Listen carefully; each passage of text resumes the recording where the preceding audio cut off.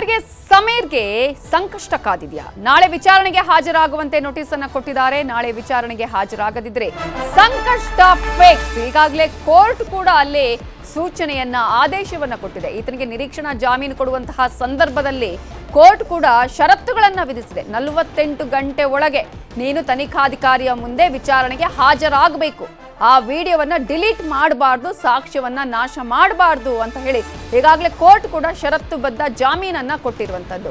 ಇಂತಹ ಸಂದರ್ಭದಲ್ಲಿ ನಾಳೆ ವಿಚಾರಣೆಗೆ ಹಾಜರಾಗಬೇಕು. ಒಂದು ವೇಳೆ ಹಾಜರಾಗಿಲ್ಲ ಅಂತ ಹೇಳಿದ್ರೆ ಸಂಕಷ್ಟ ಫಿಕ್ಸ್ ಅಂತಾನೆ ಲೆಕ್ಕ. ಸಮೀರ್ಗೆ ಬೆಳ್ತಂಗಡಿ ಸರ್ಕಲ್ ಇನ್ಸ್ಪೆಕ್ಟರ್ ನೋಟಿಸ್ ಕೊಟ್ಟಿದ್ದಾರೆ. ಬಳ್ಳಾರಿ ಮತ್ತು ಬೆಂಗಳೂರು ನಿವಾಸಕ್ಕೆ ಈಗಾಗಲೇ ನೋಟಿಸ್ ಅನ್ನ ಕೊಟ್ಟಿದ್ದಾರೆ. ನಾಳೆ 10 ಗಂಟೆಗೆ ವಿಚಾರಣೆಗೆ ಹಾಜರಾಗಬೇಕು ಅನ್ನುವಂತಹ ಸೂಚನೆಯನ್ನ ಅಲ್ಲಿ ಹೇಳಲಾಗಿದೆ. ಈಗಾಗಲೇ 3 ಬಾರಿ ವಿಚಾರಣೆಗೆ ಹಾಜರಾಗಲು ನೋಟಿಸ್ ಕೊಟ್ಟರೂ ಕೂಡ ವಿಚಾರಣೆಗೆ ಹಾಜರಾಗಿಲ್ಲ. ಕೂತು ಬಾಯಲ್ಲಿ ಮಾತಾಡ್ದಂಗಲ್ಲ, ಅಲ್ಲಿ ಏನೇನಾಗಿದೆ, ಏನು ಸಾಕ್ಷ್ಯ ಕೊಡಬೇಕು. ಈಗ ತಾನು ಏನು ಹೇಳಿದೀನಿ ಒಂದೊಂದು ಸೆಂಟೆನ್ಸ್ಗೂ ಕೂಡ ಈಗ ಸಾಕ್ಷ್ಯ ಕೊಡಬೇಕು. ಜನರನ್ನ ರೊಚ್ಚಿಗೆಬ್ಬಿಸುವಂತೆ ಮಾತಾಡಿ ಅಲ್ಲಲ್ಲಿ ದಂಗೆ ಏಳುವ ಹಾಗೆ ಪ್ರತಿಭಟನೆಗಳನ್ನ ಮಾಡಿ ಇಡೀ ಕರ್ನಾಟಕದ ಜನ ಅಂತ ಹೇಳ್ತಾ ಇದ್ರಲ್ಲ, ಇದಕ್ಕೆ ಸಾಕ್ಷ್ಯ ಕೊಡಬೇಕು. ಇದೀಗ ತಾನು ಏನೇನು ಹೇಳ್ದೆ, 1000 ಶವಗಳ ವಿಚಾರವನ್ನ ಹೇಳ್ದ, ಇದೆಲ್ಲದರ ಬಗ್ಗೆ ಕೂಡ ಸಾಕ್ಷ್ಯವನ್ನ ತಗೊಂಬ ಅಂತಾನು ಕೂಡ ಹೇಳಿದ್ದಾರೆ. ಸೊ ನೋಟಿಸ್ ವಿಚಾರಣೆಗೆ ಸಹಕರಿಸಬೇಕು ಅಂತ ಕೋರ್ಟ್ ಸೂಚನೆ ಕೊಟ್ಟಿದೆ. ವಿಚಾರಣೆಗೆ ಹಾಜರಾಗದಿದ್ರೆ ಸಂಕಷ್ಟ ಗ್ಯಾರಂಟಿ. ಇನ್ನು ಬೆಂಗಳೂರಿನ ಬನ್ನೇರುಘಟ್ಟ ನಿವಾಸದಿಂದ ನಮ್ಮ ರಿಪೋರ್ಟರ್ ಚಂದ್ರು ಮಾಹಿತಿ ಕೊಟ್ಟಿದ್ದಾರೆ. ಅಲ್ಲಿ ನೋಟಿಸ್ ಅನ್ನು ಕೂಡ ಅಂಟಿಸಲಾಗಿದೆ. ಏನೇನಾಗಿದೆ ಅಲ್ಲಿ ಅನ್ನೋದರ ಬಗ್ಗೆ ಮಾಹಿತಿ ಕೊಟ್ಟಿದ್ದಾರೆ, ನೋಡೋಣ. ದೇಶಾದ್ಯಂತ ಸದ್ದು ಮಾಡ್ತಿರ್ತಕ್ಕಂತಹ ಧರ್ಮಸ್ಥಳ ಪ್ರಕರಣ ಸಂಬಂಧಪಟ್ಟಂತೆ ಯೂಟ್ಯೂಬರ್ ಸಮೀರ್ಗೆ ಸದ್ಯ ಸಂಕಷ್ಟ ತಪ್ಪುವಂಥ ಲಕ್ಷಣಗಳು ಕಾಣ್ತಾ ಇಲ್ಲ. ಯಾಕೆ ಅಂತ ಹೇಳಿದ್ರೆ, ಇವತ್ತು ಬೆಳ್ತಂಗಡಿಯ ಪೊಲೀಸರು ಬೆಂಗಳೂರು ಹೊರವಲಿಯ ಆನೇಕಲ್ ತಾಲೂಕಿನ ಉಲ್ಲಳ್ಳಿ ಬಳಿ ಇರ್ತಕ್ಕಂಥ ರಾಯಲ್ ರೆಸಿಡೆನ್ಸಿಯಲ್ಲಿರುವ ಸಮೀರ್ ಅವರ ಮನೆಗೆ, ಅಂದರೆ ಬಾಡಿಗೆ ಮನೆಗೆ ಒಂದು ನೋಟಿಸನ್ನು ಅಂಟಿಸಿ ಹೋಗಿದ್ದಾರೆ. ಸದ್ಯ ನಾವು ಸಮೀರ್ ವಾಸ ಇರತಕ್ಕಂತಹ ಉಲ್ಲಳ್ಳಿ ಬಳಿಯ ರಾಯಲ್ ರೆಸಿಡೆನ್ಸಿ ಅಪಾರ್ಟ್ಮೆಂಟ್ನ ಬಳಿ ಇದ್ದೇವೆ.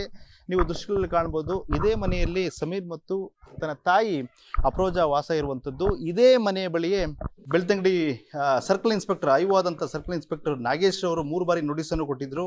3 ಬಾರಿ ನೋಟಿಸ್ ಕೊಟ್ಟಿದ್ದರೂ ಕೂಡ ಸಮೀರ್ ವಿಚಾರಣೆಗೆ ಹಾಜರಾಗಿರಲಿಲ್ಲ. ಹಾಗಾಗಿ ಇವತ್ತು ಏನು ಬೆಳ್ತಂಗಡಿಯ ಪೊಲೀಸರು, ನೀವು ದೃಶ್ಯಗಳಲ್ಲಿ ಕಾಣ್ಬೋದು, ಇಲ್ಲಿ ನೋಟಿಸನ್ನು ಅಂಟಿಸಿದ್ದಾರೆ. ಪ್ರಮುಖವಾಗಿ ಈ ನೋಟಿಸ್ನಲ್ಲಿ ಇರುವಂಥದ್ದು ಏನು ಅಂತಂದರೆ, ಸುಮೋಟೋ ಕೇಸ್ ಏನು ದಾಖಲಾಗಿದೆ ಧರ್ಮಸ್ಥಳ ಪೊಲೀಸ್ ಠಾಣೆಯಲ್ಲಿ ಕ್ರೈಮ್ ನಂಬರ್ 42 ಸಂಬಂಧಪಟ್ಟಾಗಿ 3 ಬಾರಿ ನಾವು ನೋಟಿಸನ್ನು ಜಾರಿ ಮಾಡಿದ್ವಿ. 3 ಬಾರಿ ಕೂಡ ತಾವು ವಿಚಾರಣೆಗೆ ಹಾಜರಾಗಿಲ್ಲ. ಜೊತೆಗೆ ಮಂಗಳೂರಿನ ಜಿಲ್ಲಾ ಸತ್ರ ನ್ಯಾಯಾಲಯದಲ್ಲಿ ತಾವು ನಿರೀಕ್ಷಣಾ ಜಾಮೀನನ್ನು ಪಡೆದುಕೊಂಡಿದ್ದಂಥ ಮಾಹಿತಿ ಇದೆ. ಸೊ ಆ ಒಂದು ನಿರೀಕ್ಷಣಾ ಜಾಮೀನಿನಲ್ಲಿ ನ್ಯಾಯಾಧೀಶರು ಹೇಳಿರುವಂಥದ್ದು, ನೀವು ಕಡ್ಡಾಯವಾಗಿ ಐಒ ಯಾರಿದ್ದಾರೆ ಅವರು ಕರೆದ ಸಂದರ್ಭದಲ್ಲಿ ತಾವು ವಿಚಾರಣೆಗೆ ಹಾಜರಾಗಬೇಕು ಅಂತಿದೆ. ಹಾಗಾಗಿ ಆ ಒಂದು ಆದೇಶದ ಅನ್ವಯನೇ ಮತ್ತೊಂದು ನೋಟಿಸನ್ನು ಕೊಟ್ಟಿರುವಂಥದ್ದು.